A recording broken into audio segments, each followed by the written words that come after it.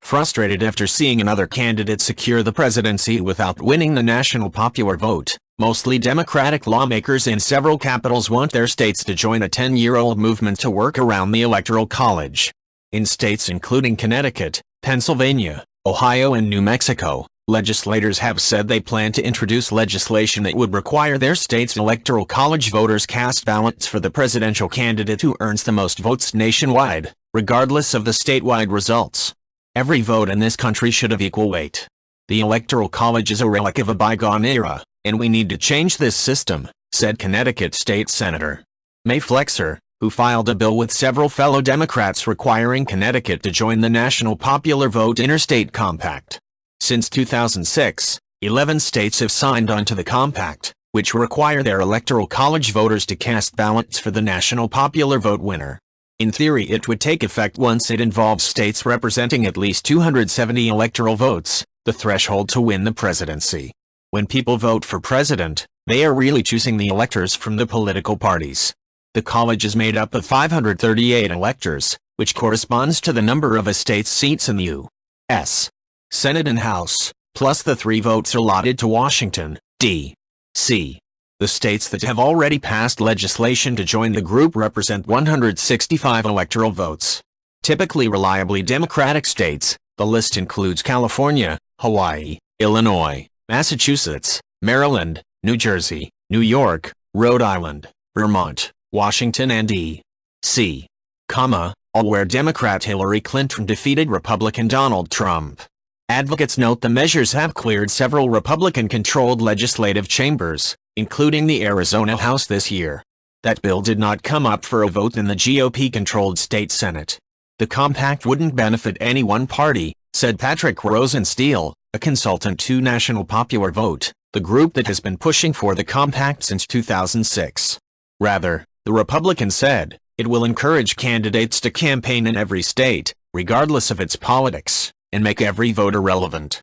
Right now we've got a system where the battleground states have all the political influence, he said. Clinton is the 5th presidential candidate to win the popular vote and lose the Electoral College. She received nearly 2.9 million more votes than Trump, according to an Associated Press analysis Tuesday after vote totals were certified, giving her the largest popular vote margin of any losing presidential candidate and bringing renewed calls to abolish the Electoral College.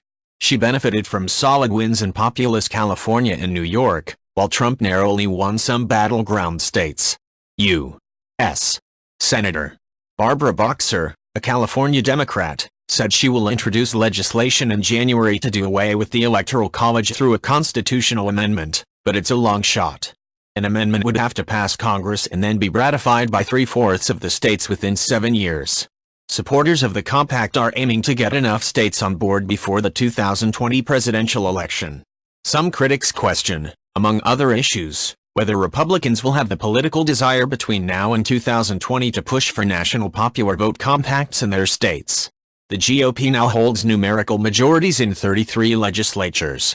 Recent polling shows support for the Electoral College among Republicans is high following Trump's victory, said Robert Alexander, a political science professor at Ohio Northern University and author of a book on the Electoral College. Certainly among Democrats, yes, Alexander said of the will to join the compact. But a lot of the state legislatures are controlled by Republicans, and there is way too much uncertainty for them to take that issue on for their own political futures. Quotation mark. If there had been a recent instance of a Republican candidate losing the Electoral College but winning the national popular vote, there likely would be more support from GOP lawmakers for the legislation, Alexander said. According to National Popular Vote, in 2016 there were 154 Republicans who sponsored the measures and 162 Democrats. Battleground states like Ohio have little motivation to give up the attention they receive from presidential candidates, Alexander said.